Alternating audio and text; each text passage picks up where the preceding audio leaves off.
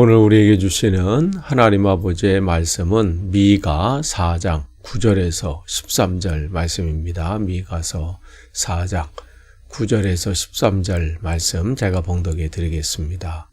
어찌하여 너는 그렇게 큰 소리로 우느냐? 왕이 없기 때문이냐? 어찌하여 너는 아이를 낳는 여인처럼 진통하느냐? 잠언관들이 죽었기 때문이냐? 도성시온아, 이제 내가 이 도성을 떠나서 빈들로 가서 살아야 할 것이니 아이를 낳는 여인처럼 몸부림치면서 신음하여라. 너는 바빌론으로 가야 할 것이다. 거기에서 주님께서 너를 건지시고 너의 원수에게서 너를 속량하실 것이다. 그러나 이제 많은 민족이 연합하여 너를 칠 것이다. 그들은 이르기를 시온은 망해야 한다. 이제 곧 우리는 이 도성이 폐허가 되는 것을 보게 될 것이다. 한다. 그러나 그들은 나 주가 마음속으로 무엇을 생각하고 있는지를 알지 못한다. 한꺼번에 같은 방법으로 벌을 주려고 곡식을 타작마당으로 모아서 쌓듯이 그들은 한데 모았다는 것을 미처 깨닫지 못한다. 도성시온아, 내 원수에게 가서 그들을 쳐라. 내가 내 뿔을 쇠 같게 하고 내 굽을 놋쇠 같게 할 것이니 너는 많은 민족을 짓밟고 그들이 폭력을 써서 착취한 그 재물을 빼앗아다가 온 세상의 주 곧 나에게 가져올 것이다. 아멘. 오늘 이제 미가 4장 9절에서 13절 말씀도 이 4장 전체 내용이 그렇죠. 주님께서 회복하시는 그날이 되면 주님께서 어떻게 그 땅을 바꾸실 것인지 또 그들의 인생을 어떻게 새롭게 할 것인지를 말씀해 주십니다. 근데 그 전제는 주님이 하시는 것이고 또 그 주님이 하신다는 그 신뢰를 또 그 믿음을 가지고 서 있는 그 백성들을 통해서예요.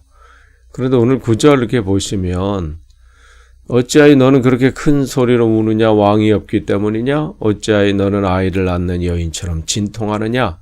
잠언관들이 없기 때문이냐? 잠언관들이 죽었기 때문이냐?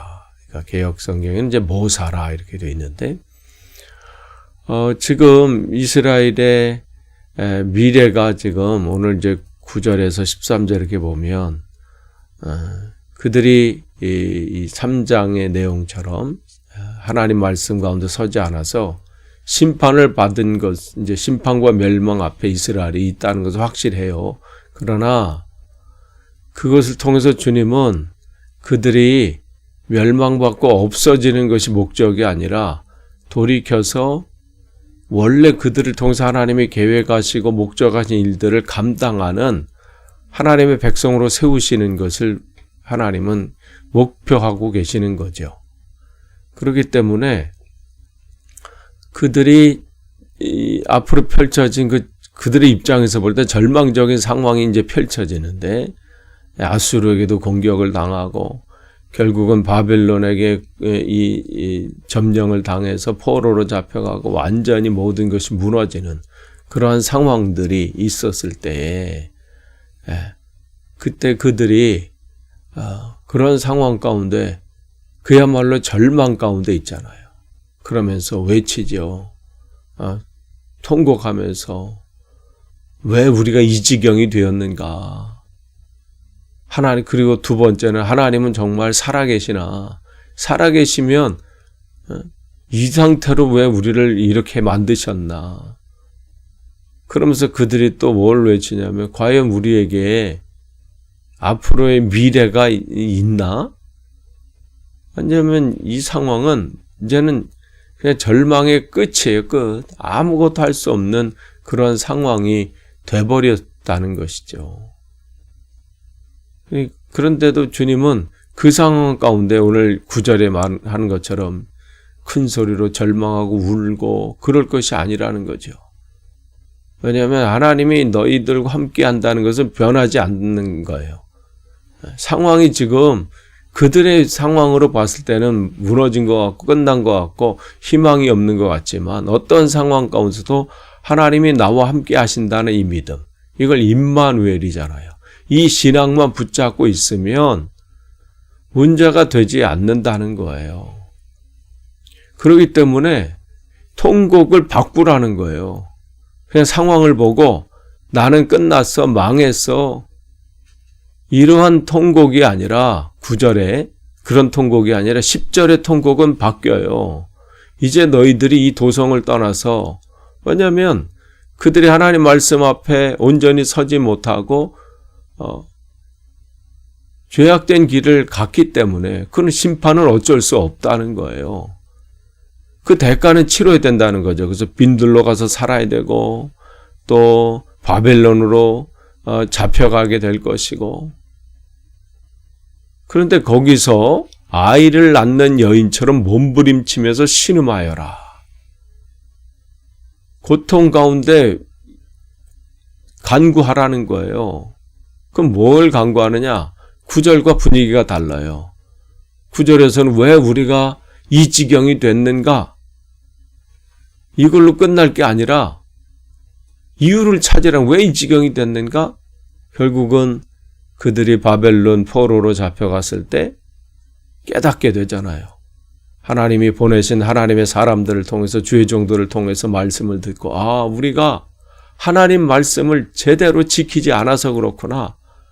그러면서 그들이 신명기 말씀 가운데서 자기들에게 주신 그 말씀을 다시 읽고 묵상하고 회개하고 이런 일들이 일어나게 된 거죠. 하나님은 정말 살아계신가? 이 질문 앞에 주의 종들이 그들에게 말씀을 주시죠. 하나님은 역사의 하나님이시다. 모든 것을 주관하시는 분은 하나님이시다. 지금 이 상황 가운데서도 이게 끝이 아니라 하나님께서 이것을 통해서 우리에게 말씀하시고자 하는 것이 있다. 그리고 우리에게 과연 미래가 있는가? 앞으로 우리가 할 수 있는 것이 있는가라는 그 질문 앞에 그 선지자들은 대답하죠. 지금 우리가 이 미래 속에 그러면 무엇을 해야 되는가 할 때 회개하십시오. 주께 돌아오십시오. 그러면 주님께서 회복하실 것입니다. 그러니까 그들이 너희들은 10절에 바벨론으로 가야 할 것이다. 거기에서 주님께서 너를 건지시고 너희 원수에게서 너를 속량하실 것이다. 회복하실 것이다. 그럼 거기에서요. 거기에서는 뭐예요? 바벨론 땅인데 그 바벨론 땅은 어떤 땅이 되어야 돼요? 회개하는 땅이 되어야 돼요. 그곳에서 절망하고 내 인생이 왜 이렇게 비참하게 됐는가? 그러면서 거기서 원망하고 불평하고 죄책감에 사로잡히고 이런 것이 아니라 거기에서 그 자리에서 회개의 자리가 되라는 거예요. 내가 하나님 말씀 앞에 온전히 서지 못했구나. 그래서 이렇게 망했구나. 하나님은 우리를 버리신 것이 아니라 우리를 깨닫게 하시고 온전케 주께로 돌아와서 더 하나님의 자녀로 세워지기를 원하고 계셨구나. 그러니 우리에게 희망이 있구나. 그럼 우리가 먼저 해야 될 것이 주님께로 돌아가는 그 회개구나. 내 생각을 회개하고 내 안의 욕망과 욕심을 회개하고 그동안 하나님의 뜻을 버리고 말씀을 버리고 내 감정대로 내 뜻대로 내 고집대로 살았던 것을 회개하고, 그게 어디서? 거기서의 절망의 자리, 거기에서. 우리의 삶도 마찬가지예요. 다른 데서 바꾸는 게 아니라 지금 내가 서 있는 그 자리에서 바꾸는 거예요. 그 자리가 힘겨운 자리고 거기가 고통의 자리고 두려움과 불안의 자리일지라도 그곳에 여전히 계신 그 하나님이 계신 그곳에서 주께로 돌이키는 겁니다. 그러니까 하나님은 우리를 멸망시키는 게 목적이 아니세요. 그 자리에서, 지금 그 자리는 이스라엘 백성이 포로된 그 자리예요. 거기에요. 포로된 거기. 주님은 거기에서 그들이 진정이 필요한 것은 단순히 아무런 그들이 회개나 아무런 돌이킴이 없는데 바꿔주시는 게 목적이 아니에요. 그러면 바꿔지질 않아요. 그들이 한번 그렇게 아파봐야 건강의 소중함을 깨닫게 되는 거예요.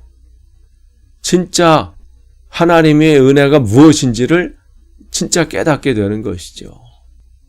그렇기 때문에 우리들도 자녀들이 때로는 어려움을 한번 겪고 나면 그 아이들이 성숙한 것을 보게 되잖아요. 그렇지 않고 아이들이 뭔가 하려면 부모가 다 해주고 처음부터 끝까지 다 하면 그 아이가 성숙해지겠어요? 몸은 커질 수 있죠. 그러나 정신적이나 모든 면에서 아이가 되는 거야. 계속해서 의존적인 삶을 살고. 근데 하나님은 그걸 원치 않으세요.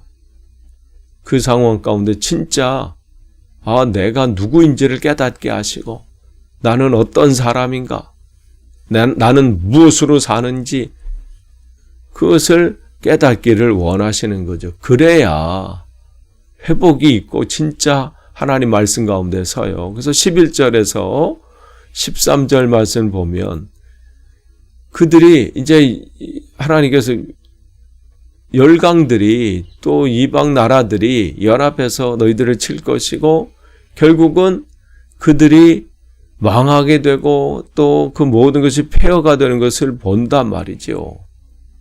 그러나 하나님은 그것을 끝나는 게 아니에요. 다시 회복시키셔서 그들을 통해서 강하게 하시고 결국 그 모든 것을 이기고 승리케 하시는 것이 하나님의 목적이에요.